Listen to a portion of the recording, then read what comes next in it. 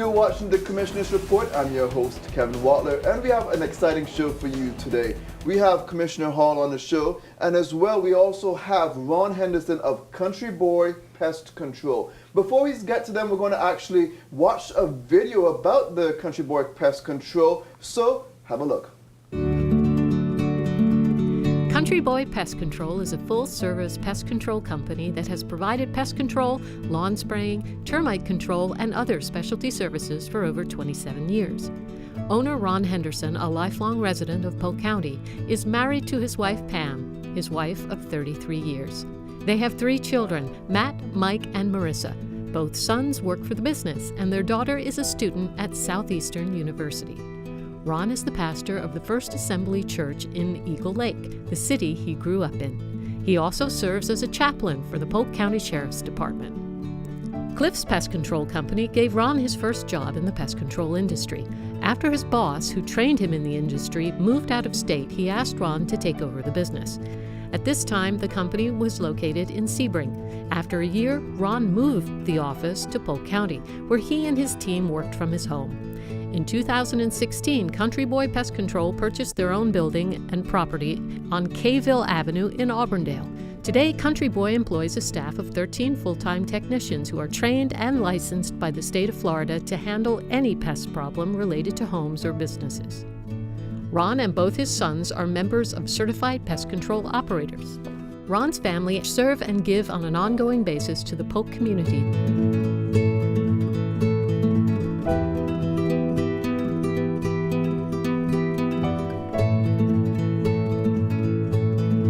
Polk County is proud to award Business of Excellence to Country Boy Pest Control. So, Commissioner, you have selected Country Boy Pest Control to highlight as your small business feature. Why did you choose them? Several different reasons. One is that I've known Ron Henderson for probably 30 plus years. Our kids grew up together, and my son just turned 31 years old. So it's been a long relationship and friendship. Small businesses is the keystone to our economy. It's not the large ones, although we need the large ones. It's the small businesses where people get employed, and they quite often get overlooked. No, absolutely. Welcome, Mr. Henderson. Thank you. I heard this is your first time on TV. Yes, it is. Well, it's not going to be too horrible, I promise you that. But yes, Country Boy Pest Control. How do you get into the pest control business? What's the history? Long story, but I'll make it short. I started out as a young man working for Winn-Dixie when I was 15 years old.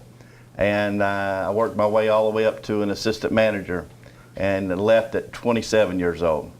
I then managed a rent-to-own company in Lake Wells, and at that time I had one of the supervisors that worked for a pest control company used to come in and spray the store. I wasn't really happy where I was at, and one day I inquired about a job, and the owner drove over one day and offered me a job, and that was I never looked back and never regretted it since. It's been an amazing experience. He offered me a job. I worked with him for about 3 years. He sold the company. He remained there and helped them get through the process. Meantime, I moved on to another company. After Mr. Hall, which the company was Cliff's Pest Control, it was located in Lake Wells, he moved to Sebring and started Country Boy Pest Control. And it wasn't very long till he gave me a call and he said, "Ron," he said, "you were one of the best workers I ever had." He said, "Why don't you come down here and take over this business? I'm moving out of the state, got this little business started, why don't you come and take it over?" I kept turning him down because I didn't have any money to buy no business. So he called me several times for probably about 6 months. And finally I just made the plunge. I went down to Sebring, and there I was, Country Boy Pest Control, which was already started. We took it over. It was so small though, really scary, but it worked out. Yeah. So what was it? You said small. What was it like? I meant his revenues were only like a little over $30,000 a year, and that was all expenses, rent. I mean, so it really wasn't enough to survive on. We jumped in there. We was able to double that the next year. And The next year we doubled that, and it's been a continual growing process now for 27 years. Wow, excellent.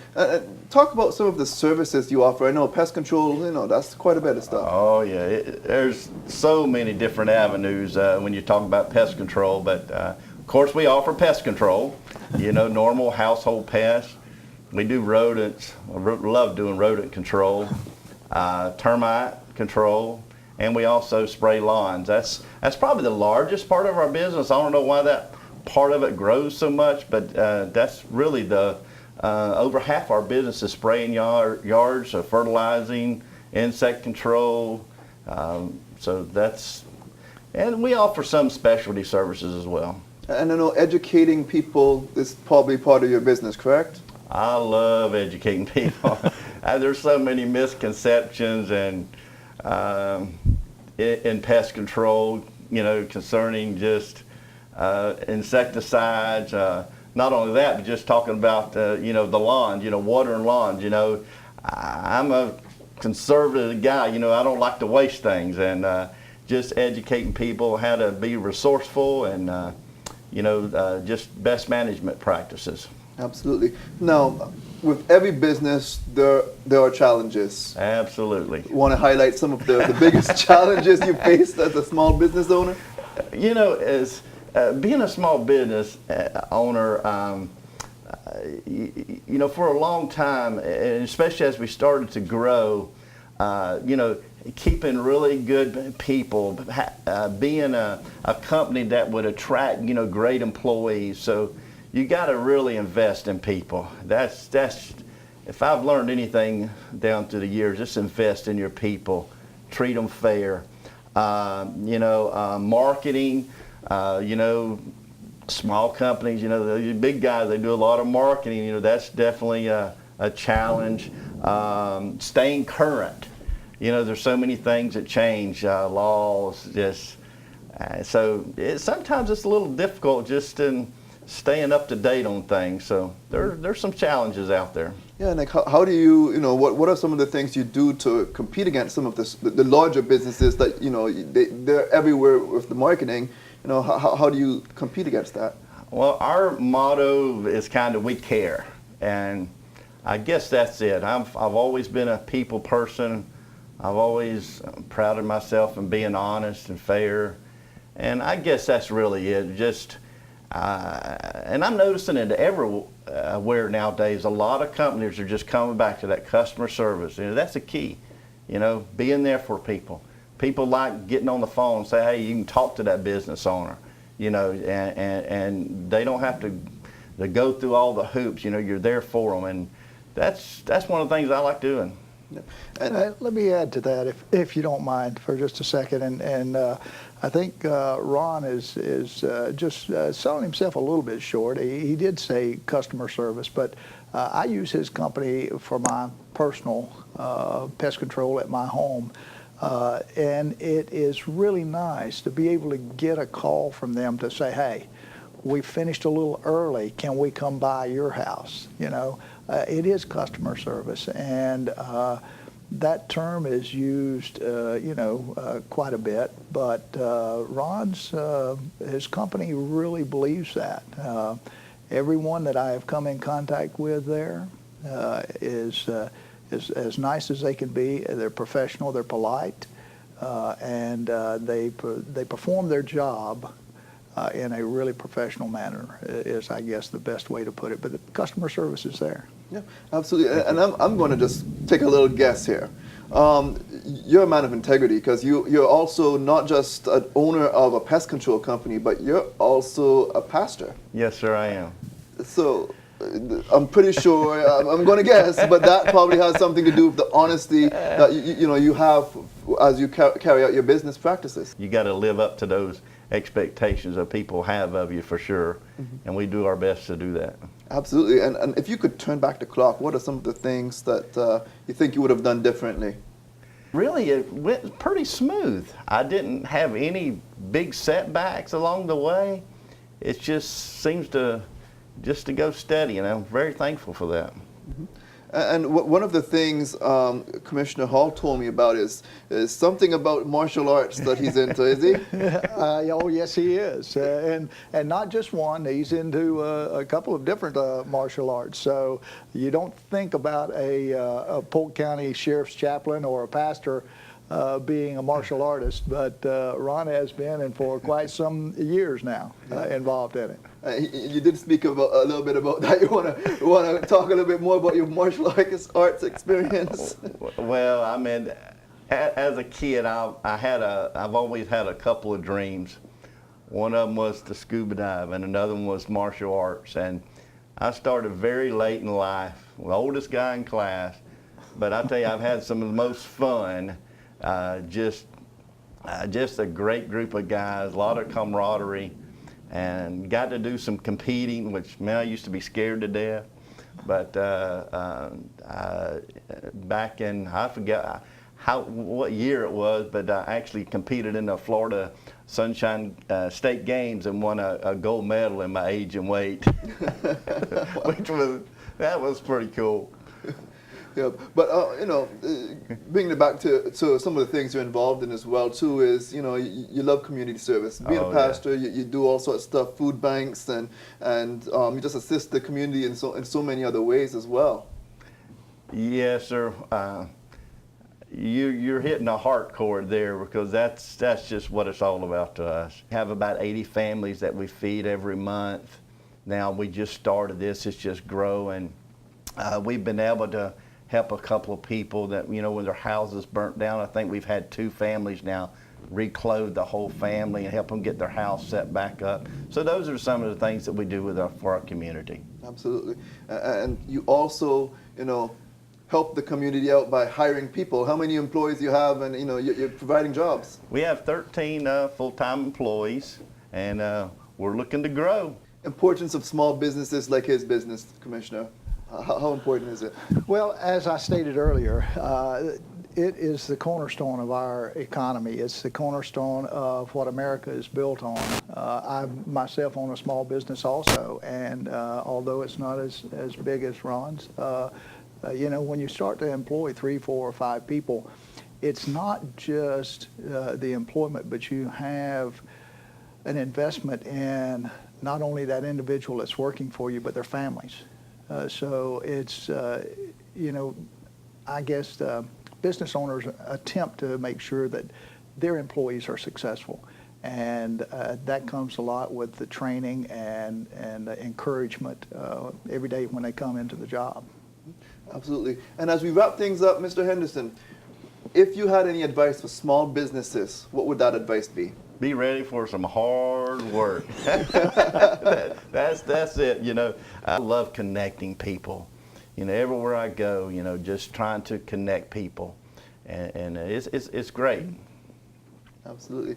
And I'll leave you with some final thoughts. Well, I'm just glad that Ron could come and join us. It's been an honor and a privilege for me to have him as my small business of choice. When you start to look around and all of the choices you could make, you look for those people that have that passion and that integrity that you want to see do well. And that's what I have hope for Ron, and he's been that way. He's been successful, and every other small business. I would tell you, do not hesitate. Find out what it's going to take to be successful in that business, and then just go for it. It's a leap of faith, but just go for it. Wonderful. Well, we've run out of time, so that's it for this part of the Commissioner's Report, but we do have more coming up right after this break.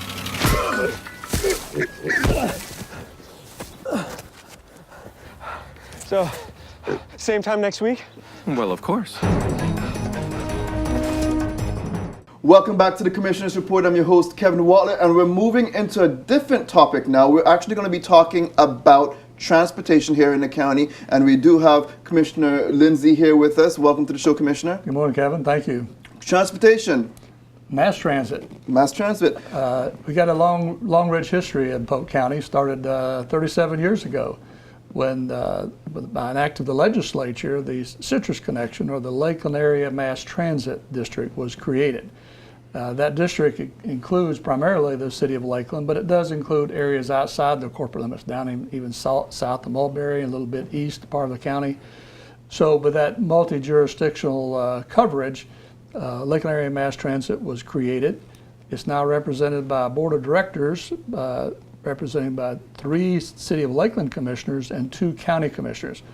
It's my privilege to serve on this board for the last 5 years on my term as the county commissioner, and I'm currently serving as chairman. The district, also known as Citrus Connection, a marketing name to add some identity to the organization, has gone through some great growing pains over the years. Most recently, we've acquired some new buses. We've always fiscally constrained, but with the resources we have, we do a pretty credible job. And speaking of Citrus Connection, so we do have Tom Phillips here, and he's the executive director of Citrus Connection. Yes, sir. Thank you for having me, Kevin. It's a pleasure to be here today. Wonderful. It's great to have you here. And just tell me a little bit about your role. Sure. So I oversee the Citrus Connection and Winter Haven Area Transit. So the County Commission chose, after the failure of the My Ride, My Roads sales tax initiative in November of 2014, to effectively merge for the betterment of the riding public, but also the taxpayers. And so I oversee the delivery of the Citrus Connection, which, as Commissioner Lindsey had said, is in the Lakeland area, and Winter Haven Area Transit, which services the other half of Polk County as well. So we're now under a consolidated umbrella. We have 186 team members that work for us, and a budget of approximately $18 million. Wonderful. And Commissioner, back to you. The whole county has access to mass transit? In varying degrees, yes. Certainly the outlying areas are more sparse, and we get closer to the urban areas, services are more available.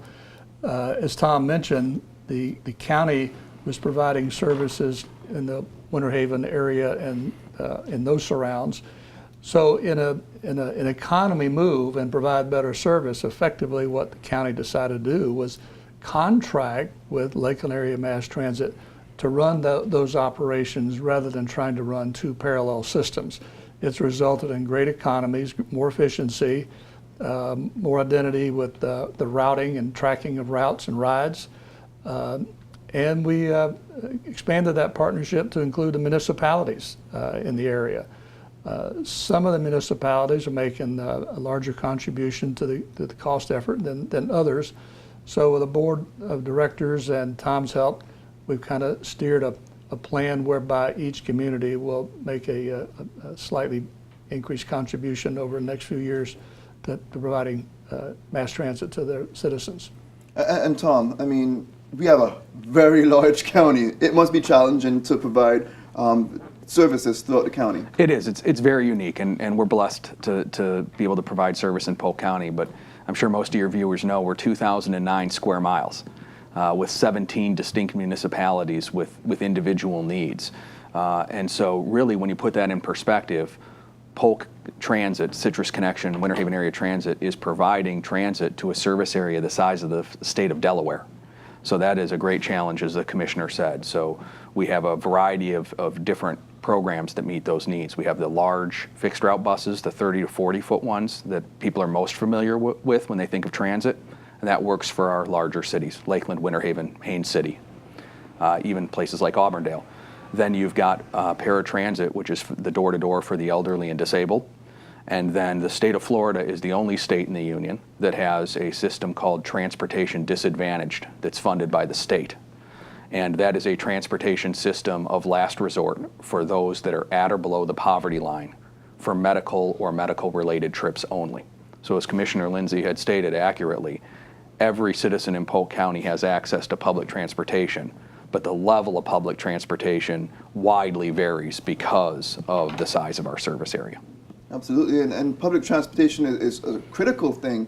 The county is always trying to keep people employed, and so it's a very critical thing to have because not everyone may have his or her own car. That's very true, and we often hear criticism that they see the buses running around with few patrons on there. Well, like most businesses, there's peaks in service. And most people need to get to their jobs early in the morning and home late in the evening, and that's when the peak ridership occurs. But we can track every route as to the number of people, or not person by identity, but the number of riders, where they get on, where they get off. And when we see a route that is declining in ridership, we redirect those resources to an area where ridership is increasing. So it's not a static service. It is constantly being evaluated so we can put the service where the demand is. And not only are we supported by local taxes, by the district tax and the contribution made by the county, but we also have numerous state and federal grants for specific levels of service at specific times. Now, the unfortunate part about that, although we're grateful to receive those grants, they often have a life cycle that people become dependent on, and then the grant runs out and we simply don't have the resources to continue. So we're scrambling to find ways to continue to serve those people who have that dependency and within the resources available. But when we do get a grant and we have active grant solicitation and contacts with the agencies, so when we qualify, we're going to go after what our people deserve.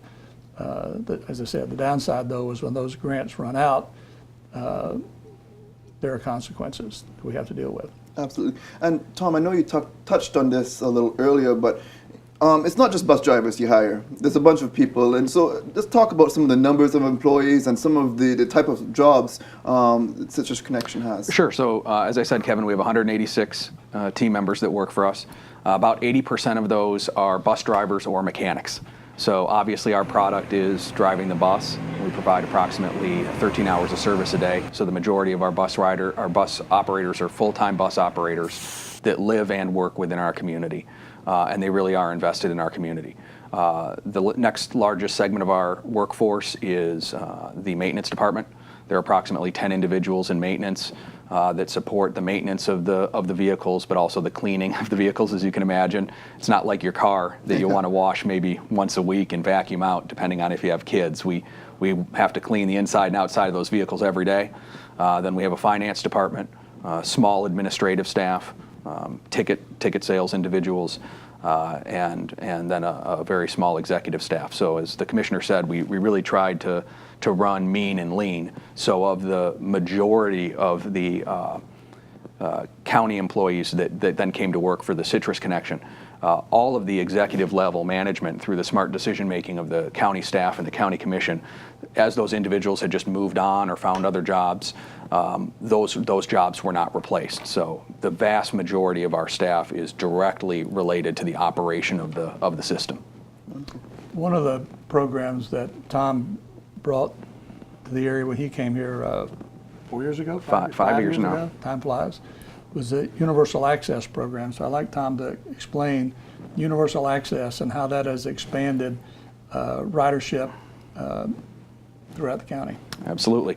So Universal Access program, Kevin, we're blessed in Polk County to have some very large employers and large colleges as well. So in many communities, if you go to USF, for example, or you go to UCF, part of your student services fees goes to help fund the public transportation system. We had no such programs in Polk County. So in 2012, we approached Dr. Holden of Polk State College and said, what if you started to allow your students, faculty, and staff to be able to use their ID badges to be able to ride for the bus? So effectively, they're able to ride for free because Dr. Holden's administration is paying for that.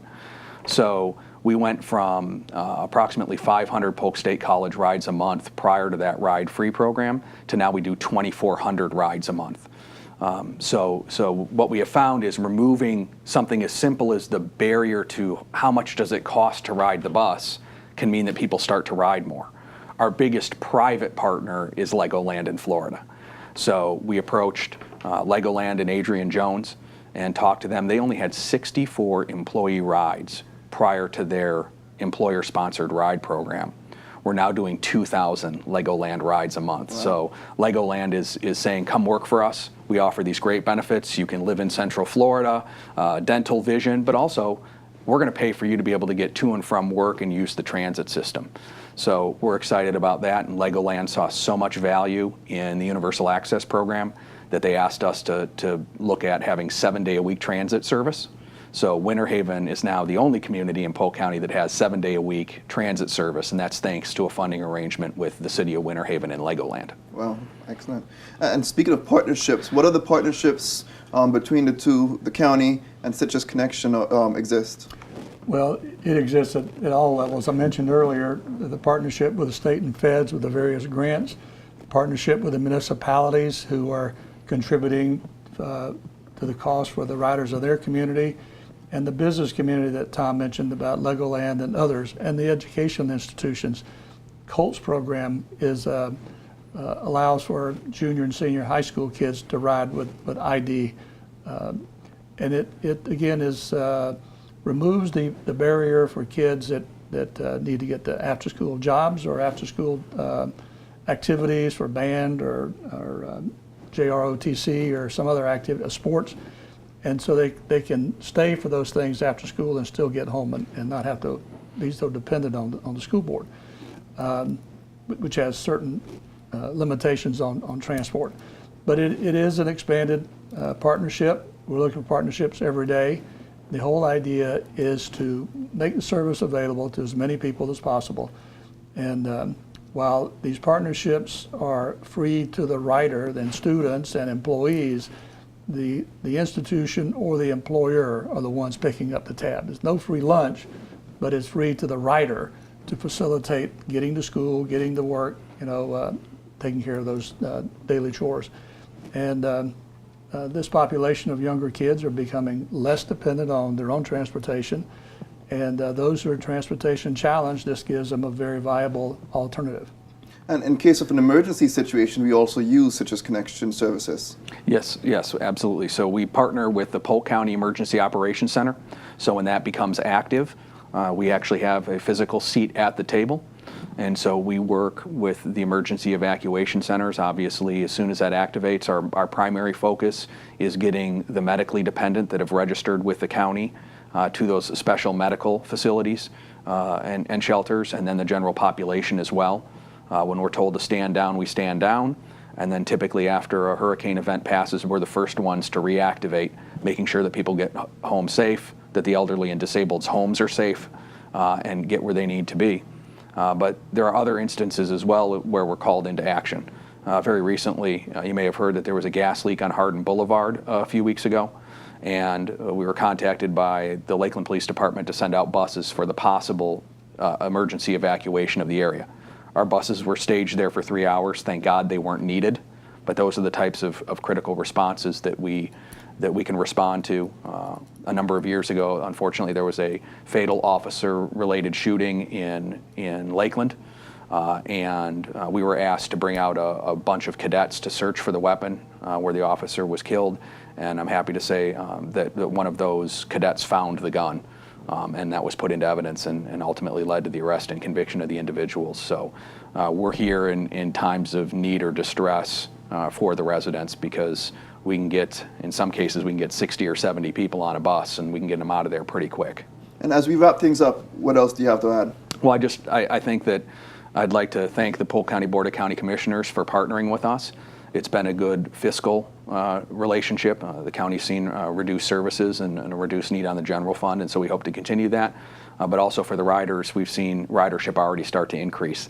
Last year it was only 1%, but costs were down and ridership was up. So we are certainly appreciative of that partnership, and know that transit is here for you. Whether you use it or not, the economic impact of transit is felt by all of us. So please ride the bus. You can find our routes and schedules at www.ridecitrus, that's all one word, ridecitrus.com, or you can make a toll-free call to 1-855-POLK-BUS, 855-POLK-BUS, and get route information and schedules as well. Wonderful. And Commissioner, what do you have to add? Wrap it up by simply saying this Board of Directors for Lakeland Area Mass Transit, the 2 county commissioners and our 3 city commissioner partners, are committed to getting the best bang for the buck and providing a level of service that the community needs. And with that, we're going to wrap this show up. See you next time.